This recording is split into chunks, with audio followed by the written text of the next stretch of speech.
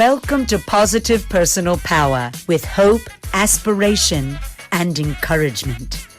Our goal is to build and enhance people's confidence and strength to handle life's challenges. Now, let me introduce you to your host, Nathaniel Skula.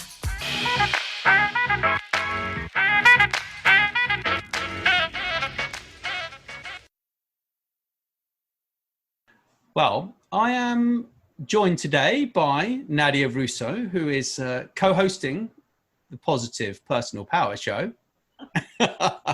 And she is the CEO and founder of Alter New Media. And she's also an entrepreneur, of course. Who knew? Thank you for having me. Thank you. But we are very privileged to be joined by Rasha, is it Goel? Yes. Yes. And you are an Emmy-nominated television host and producer as well. So yeah, we're really privileged, and it's raining a lot here. So I'm going to kind of let Nadya read the first question. All right. Thanks for having me. Pouring down rain in Poland, and it is hot and dry here in Las Vegas, and I'm imagining that it's somewhat warm in LA, but nothing too crazy, right, Rasha? In Los Angeles too. Yeah, super hot, getting there. Not gonna creep into the triple digits though, I don't think. No, not triple, but it's getting there. I think the last few days have been really warm here. So. Oh my goodness. So yeah, we are super excited to have you because obviously you are a very positive force to be reckoned with. So thank you for coming here to talk to us today. If you wouldn't mind just kind of recapping a little bit about, who you are, what you do, and what drives you forward. We'd love to hear that. Okay, of course. Well, thanks again for having me. It's such a pleasure to be here with both of you. Who am I? Well, I'm a television host and producer here in Los Angeles, and I'm going to add two other things that I do. I'm also a Reiki healer and a media coach. I'm a Gemini, so we kind of dabble our hands in a lot of different things. And the thing is about me is that I love working with people. I love storytelling. So I feel that all these things that I've got my hands in somehow bring all of that together. The bottom line for me is to help inspire and empower people, which is what these careers, these opportunities allow me to do. And what drives me, what really inspires me is that we are all one.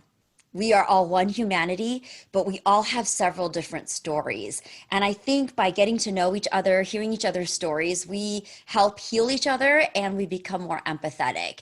And, for me, even working in this industry in Hollywood, it's not about being rich and famous and the popularity. I think for me, it's more of a legacy. What is the legacy that I want to leave behind?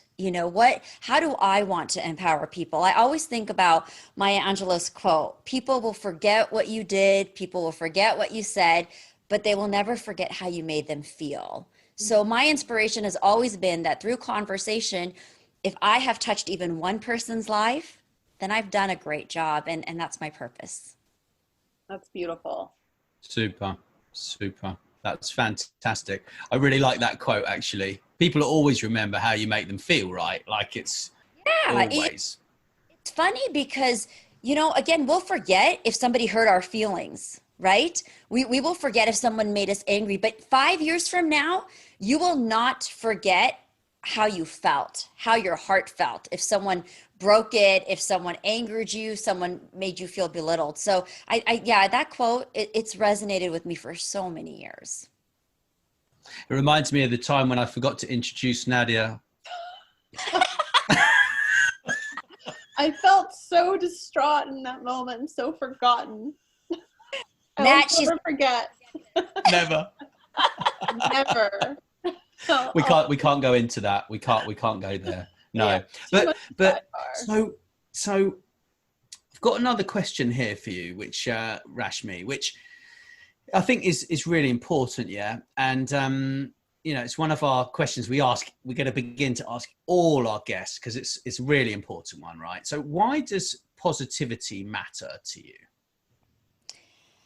Well, positivity matters to me because, guys, can you think of another way of living? I mean, look, we've got two options. You can either wake up feeling sad, depressed, and crying, or you can wake up and have a day full of laughter and fun. And look, the reality is we're never going to have a perfect day, but you get to choose how you want to feel. So, does it really feel good to be in that depressed place? I don't think so. And I'm human, just like you guys are, and things happen.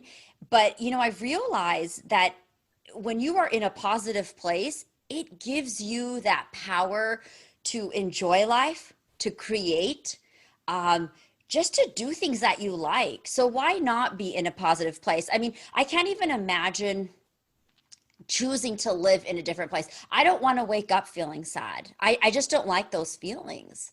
So for me, positivity almost it's not an option. It's just a way of living. And, for people who are struggling with that, particularly right now during like this COVID-19 pandemic and all of the political unrest in the United States, what exercises or practices can you recommend to make waking up in a positive mindset a bit easier for people? Oh, that's a great question, Nadya. Yeah, I think a lot of people, and I'm going to say that even I've experienced, isolation and feeling alone. So the first thing I would recommend is when you wake up in the morning, please do not pick up your phone and check news and social media. Right? We want to see what happened overnight. But even if you could give yourself 10 minutes to just get up and be without touching that phone, it would be incredible. And I tell you, it changes your mindset. Secondly, breathe. Guys, breathing is so important. I practice meditation every day. It's a big part of my life. I meditate twice or more. But now some people don't have that practice. So when I'm saying breathing, I'm talking about just sitting for 5 minutes. Guys, you can take 5 minutes out of your day. And by breathing, you're just going to inhale for 4 breaths and exhale it out for 4 breaths. So I would say just breathing. And the third thing is not more of an exercise, but don't be afraid to reach out. I think sometimes we get so scared about sharing our feelings and letting people know how we really feel. But seriously, you're going to isolate yourself and bring yourself into this cave if you don't share how you're feeling. So reach out to a friend, a relative, at least just one person, because let me tell you, I promise you, you are not alone in feeling the way you are. And just by having that conversation with someone, it will help uplift you. Absolutely. Yeah, that's good. That's good. I agree with that. I've been doing a lot of exercise, and you really notice the difference if you don't make an effort to exercise or sit and breathe or read the Bible, whatever floats your boat, right? I mean, like it's your choice as to what you believe in and how you make that positivity come into your life, right? But I think the solace and the quiet and the meditation is certainly very important. For me as an individual, the pain makes me meditate. Like the pain distracts my brain from thinking. So by the time I finish, I've sort of cleared the brain of most thoughts, and I generally take a notepad and write things down during. I don't really like to, but I think if there are things that keep coming up and that are really bothering you, make a note on a piece of paper and talk to someone, definitely someone who cares. Yeah. Generally people who are older too, I think helps. No, and that's journaling is a great thing. And I want to say too, sometimes people get really carried away with meditation, right? Because if it's new for you, it could be really stressful and, oh my God, I can't sit for 10 minutes and quiet my mind. Guys, walking is a meditation. So even if you want to take 5 minutes out of your day, 10 minutes to just get outside and walk.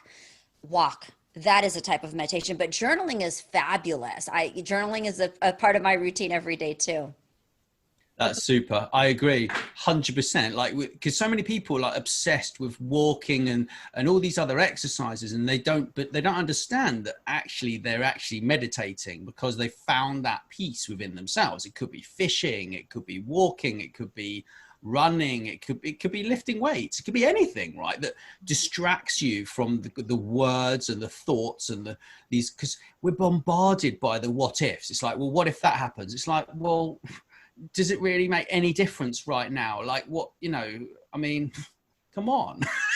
Right. And I think accepting, like, there's only so much that we can control, particularly as it relates to other people and other people's reactions. You know, obviously I deal with all kinds of different folks in my line of business across different cultures. And sometimes somebody is not going to be happy, or they're going to be difficult. And it can be often hard to not absorb these very negative emotions and behaviors that are coming from the other side. But you have to learn how to create a separation and to say, you know, that's how they're choosing to react, and you're continuing to be reasonable and they're not.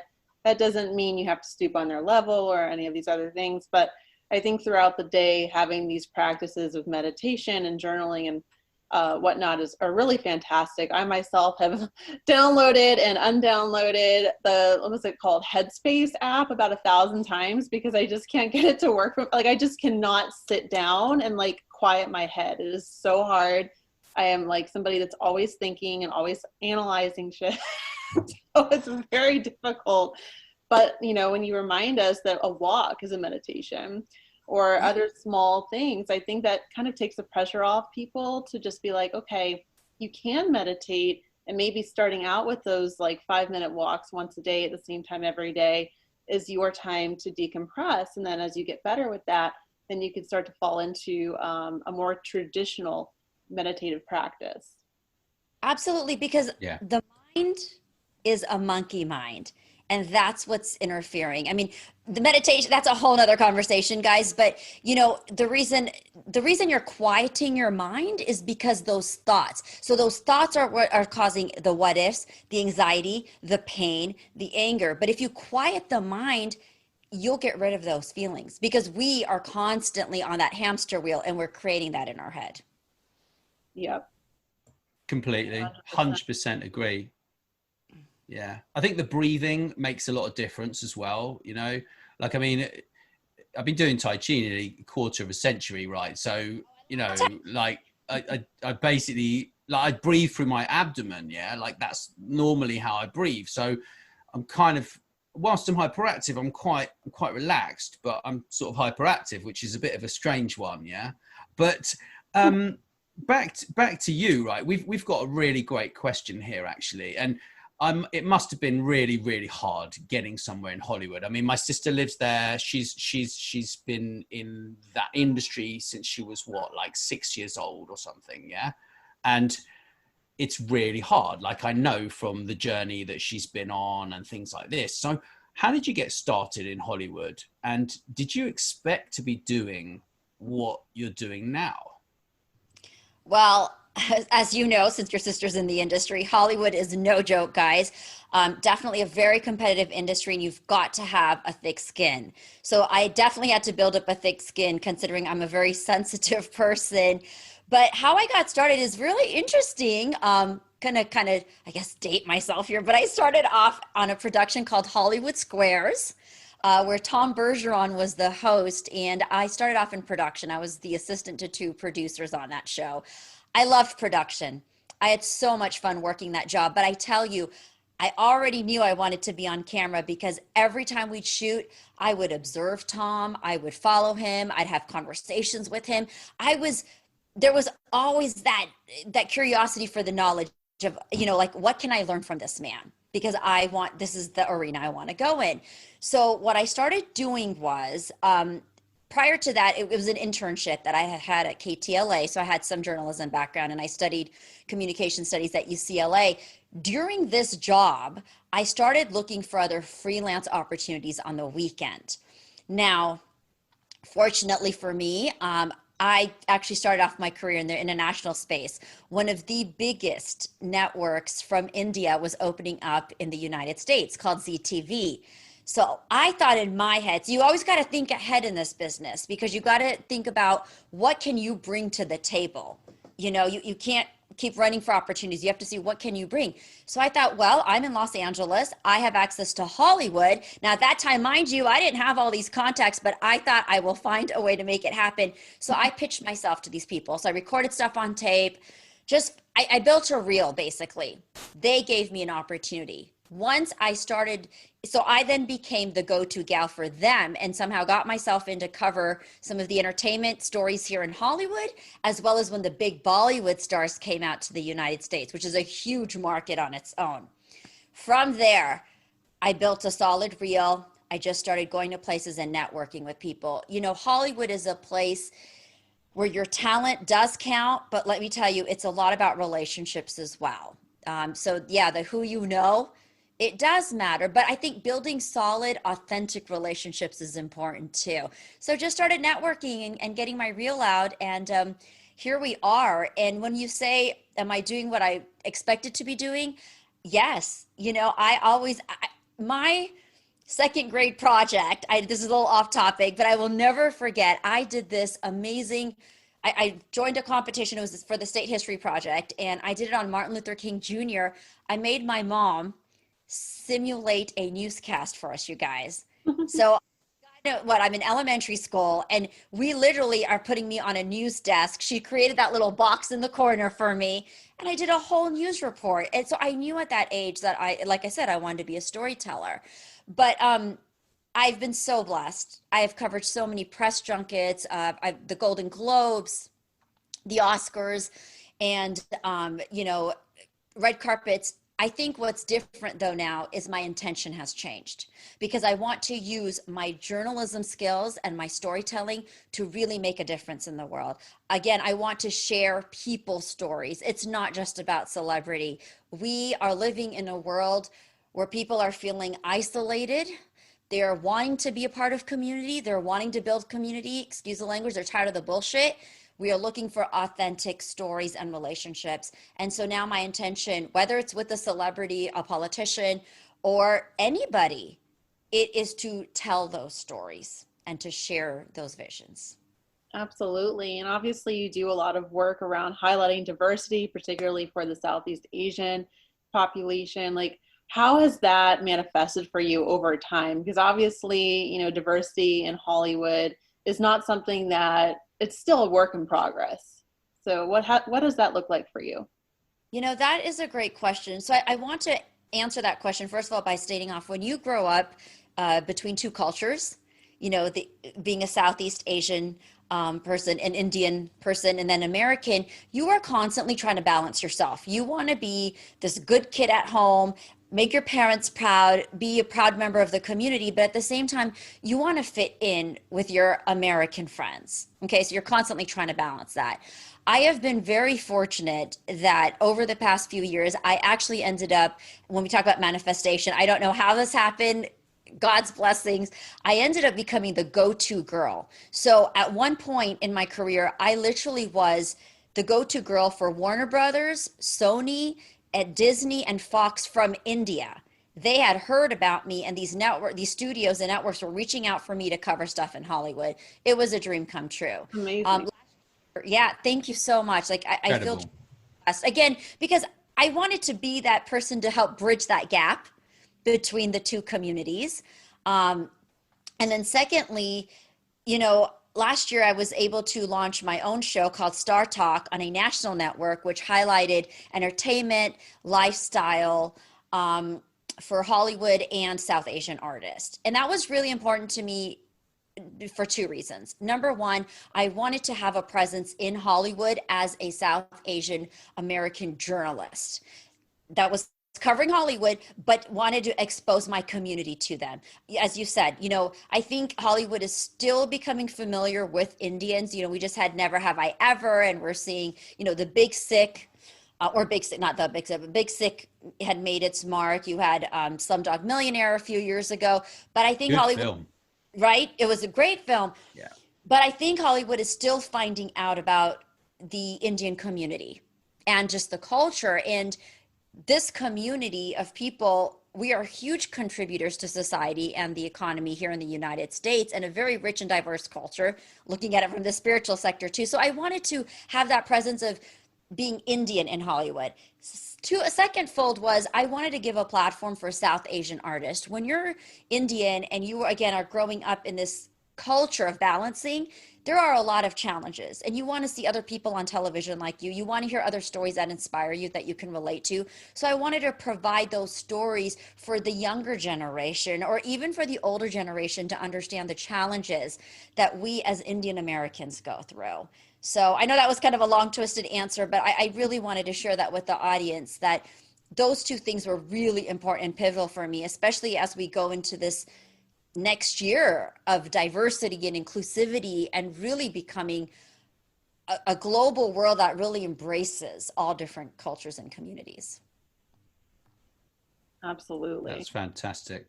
Fantastic. So what's like, I know this isn't in the script here, right? But what's like the most difficult, what's that? We're going off script. I'm nervous. Oh no. How could we? So that's a fantastic story, how you managed to bridge that gap, right? That's just a super, super thing to do. And so what's the most difficult thing that you've had to go through? The most difficult thing, overall, as a person, I think the most difficult thing I've had to go through is proving my worth. And I say that as a Indian American, because I'll just put it out there. I have 2 Emmy nominations at this point in my life, which still have not been enough validation in my family. So it's always constantly working to prove myself to be the best. And I think, and that's why when I say challenges of growing up, Indian Americans grew up in very loving, for the most part, in very loving households like I did, very supportive. But you also build this pressure of wanting to make your parents happy, of wanting to make them proud, of giving back. There's this thing of, my parents, immigrated to this country and they did so much for me, I have to do for them, without realizing that we all have separate lives and journeys. And while we love them and respect them so much, we cannot live their dreams. My dad always wanted me to be a pharmacist. And for I struggled with that. Yeah, I was even I was a bio major with a 4.3 GPA. Oh. Could have easily gone into that field. But I remember the one day I'm sitting in class and I just started crying. And I literally got up in the middle of class, closed the book, went to the counselor and said, "You got to move me over to communication studies. I can't do this. I didn't come here to do this. I came here to share people's stories and to have a voice." And so I think that has been my biggest challenge. I've been able to overcome it. But it's hard when it's been a part of your subconscious growing and you are doing the best you can, but still in the back of your mind, looking for that validation that you're good enough. Totally. Yeah. So you're really kind of living that journey in 2 different paths, side by side, one personally within your family and then the other within the industry. Absolutely. I think that's something that, every person goes through, but of course, like when you're dealing with an industry that is just barely starting to wake up in terms of like the diversity conversation, that just makes it even that much harder. And now your show, Raw with Rasha, that is super exciting that you're working on now. I think, that's really what you want to continue pushing forward with, is breaking down barriers. What's going to be your process for achieving that? Thank you, Nadya. And you nailed it. It's a Raw with Rasha is an online series that is here to break barriers. It's to uplift people while celebrating our differences and really work towards strengthening our communication overall community. And I wanted to share stories that we sometimes just sweep under the rug, or talk about topics that people are not comfortable talking about. And so I want to make it inclusive. It's not just about celebrities. My first episode featured celebrity actress Yvette Nicole Brown, who's been amazing and pivotal. You know her from Community. She's now hosting a show on Disney Plus called The Big Fib. She EP'd her first film last year, Always a Bridesmaid, but she's doing a lot. Like, you'll see her out there. And we had such a great conversation about Black Lives Matter, and even 5 years out from Oscar So White, but really, how has the industry changed? But then another episode I just did was with someone who's not maybe a well-known celebrity, but is dealing with feeling ostracized in the community for being gay and Muslim. Now, that's another topic that isn't openly talked about. So I wanted to share this young man's story so that other people could listen to him and feel that. So Raw with Rasha is really having those open conversations that are candid. You know, when you work for someone, you are limited sometimes on the kind of questions you ask and what you can do. But with Raw with Rasha, because it's my own series, I want to just open this platform to people from all different communities. And I want to share their stories. And I want to create a place where they feel welcome and where they belong. Because everybody is feeling something at this point, and especially for the ones who feel like they have been shunned from community just for being themselves. That's a really painful place to be in. Right. Yeah, and I think that that manifests in so many different ways too. I mean, it's not just ethnic diversity, but also diversity of thought. And, you know, I'm seeing a lot of, I mean, I won't get into this too much right now because it could like really spin the conversation in a whole nother place, but cancel culture is at an all-time high right now, and it's coming from both sides of the political paradigm in the United States, and it is really concerning to me.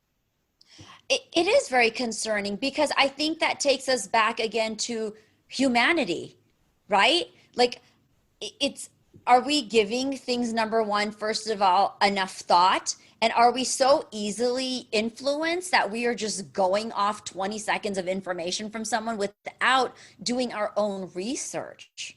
So again, you're coming from this place of judgment. I think, you know, it is such a confusing place to be very honest with you. And I think that before people make any type of decisions, they have to do thorough research and understanding. You just cannot jump and make quick decisions and conclusions without really understanding. Absolutely, 100%. That applies to all issues, health, political, I mean, the whole nine yards. You have to really go and, you know, do your due diligence and research and try to find non-biased sources, which of course is a challenge in and of itself. And it sounds like your show is going to really do its part to have these conversations in such a way that really looks at the individual and the issue without trying to skew anything in one way or another, which is fantastic. Yeah, that's absolutely correct. And here's the thing too, what I love that you mentioned is that, you know what, you can only have these understandings when we have conversation. Right? Me just getting online and reading things and just seeking my own knowledge, it's not going to help. Yes, I'll get some bits and pieces, but that's where the biases happen. So we have to have these conversations. And yes, that is why Raw came up actually. I don't even know how, it's just, I was sitting there one day and I thought, Raw with Rasha, like this just, it clicks. And I'm like, I want to have open conversations because I grew up in a community that was scared to have these conversations. And to this day, they still do. There are so many things we don't talk about that are taboo and that are secretly just swept away. And so I knew the importance of what that meant and how it impacts people. And if I can help change, again, somebody's lives by having this conversation, then that's what my, you know, that is my intention. Yeah, I think that's absolutely fantastic. It's very like what we're doing here at Positive Personal Power, except for we're not really delving too deep into those kind of demographics. We're more sort of general, I think, really. What we want to do is really give people hope and encouragement. And I think that's really important. Yeah. So I'm just sort of thinking, you know, when you began in Hollywood, right? Like you had like your parents telling you needed to become, you know, a doctor or pharmacist, right? I mean, that's big. Yeah. Dentist, pharmacist, doctor. It's the same kind of Indian culture in England, right? Like they push them, to do that. Right. So, it's very difficult to try and live up to your father's expectations. So is it you who doesn't feel like you've lived up to the expectations that he has set for you, or is it him who doesn't sort of think you've lived up to them? Wow, what a great question, Nat. I've never been asked that question. You've got me thinking here. You know, I'm going to say I'm at a place in my life now where I feel I have lived up to my expectations because I own who I am. But it took me a while to get here. So I'm not going to say this happened overnight. So to answer your question, I'm going to say that he hasn't lived up to his own expectations because he lived a difficult life. And you know, that's, I was talking to some other Indian people about this too, that when our parents immigrated to this country, they were in very survival struggle mode. We can't blame them. They came to this country with no support. They wanted to just provide resources and good lives for their families and themselves, right? So I can't blame them. And so there were so many dreams that probably got left unfulfilled. But for me at this point, no, I have lived up to my expectations and I continue to do so. You know, I'm proud of everything I've accomplished. Again, guys, remember, I didn't have a mentor in this industry. I didn't have a godfather in this business. And I didn't even see people like me. That was another reason my parents were like, okay, you could try this, but really, how many Indian people do they have on television in Hollywood? Now it's changing, of course, but at the time I started. So, yeah, it's taken years. It's taken years. And, but you know, I'm really proud of everything I've done and accomplished and look forward to even more exciting things to come. Absolutely. Fantastic. Anyways, That's you're laying the super. foundation for people that you were seeking out for, you know, like some of that mentor energy, like godfather, godmother energy that you didn't have. And now you, in many ways, are that to other young women and men. So I'm sure that feels really great too. It does. And Nadya, I will tell you one thing, you know, I've had the opportunity to be a media coach, and I still to this day have students that reach out to me sometimes that have already done the program and moved on. And the one thing I will tell you is I love helping people. And so if people even reach out to ask for advice, I won't turn them back because I know what it feels like to work in this industry and not have someone to go to necessarily. And I don't want to be that person. So I always tell people, you can stay in touch with me. And in fact, I had someone just call me a few days ago and, you know, she felt bad because she said, I know I haven't been in touch. I said, stop. You don't need to validate anything. What's your question? I will help you. Bam, we were done. You know, and she felt that so much after. And I think that's what it's about. Again, it goes, for me, it goes back to humanity, guys. We are here to help each other thrive, not to pull each other down. 100%. I agree. I heard this story once. It's about a guy with his house in the village, and it's like, you know, are you going to move into a village and knock everyone else's houses down, or are you going to, you know, it's kind of just, it's so relevant, right, to everything that we all stand for. Yeah, like supporting people in life is just what is such a great feeling to make people feel good, you know. But no, I mean, my grandfather, he moved to America. He came from Eastern Europe, right, and moved to America with nothing, yeah. And he started a scrap metal business, put himself through MIT, became an engineer, built a business, you know. And I think everyone goes through struggles, right? But it's like having that willpower just to succeed, yeah, and like just never give up, right? The persistence, I think, is inherent, right? Like it's, you either have it or you don't, and you give up and you just let you let things push you around in life, or you just say, no, I'm gonna do this. This is what I want to do, and I'm really, whatever's in the way, like it's what Will Smith says, whatever's in the way, it's going to move. Yeah. You know, it's. And you know what, that's such a great point, Nat, because listen, you have the power to do that. So that goes back to how you're promoting positivity. You know, you get to make that choice. So if it's something you want to do, it is in your hands. Yes, it may not be easy to get there. There might be obstacles. I have faced my own obstacles. I still currently face obstacles, but that's not stopping me because I have that persistence and I have that passion. I think once you're clear on what your passion is, you just move forward and you stay positive. You trust it's going to happen. You know, it's going to happen. Exactly.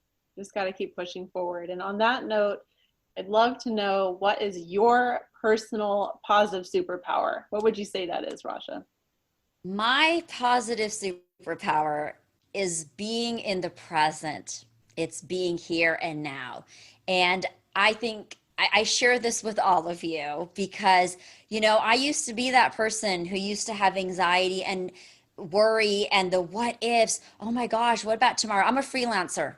Okay, so I work for different networks and studios, and there was always that nerve-wracking thing about, and I'm an entrepreneur of like, oh my gosh, what's going to happen? Where am I going to be 3 years from now?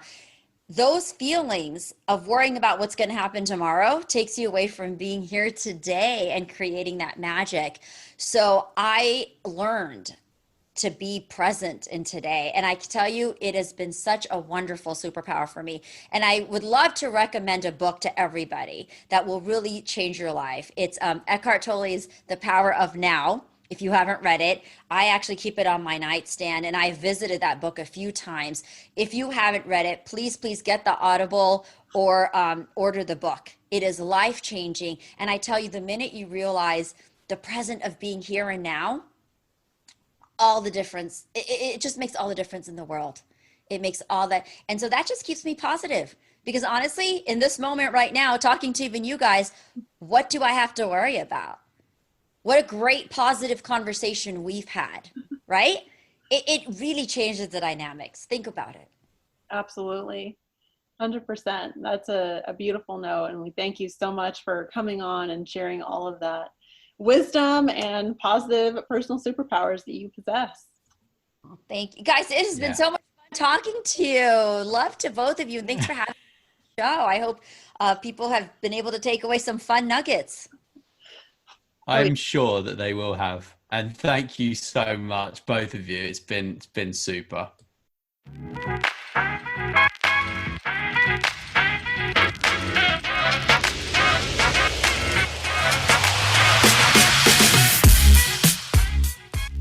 Thanks for listening to Positive Personal Power. Do subscribe via your favorite podcasting app, and please leave us a 5-star review. Or sign up on our website, positivepersonalpower.net, for weekly emails and updates, and do share our episodes with your friends and on social media.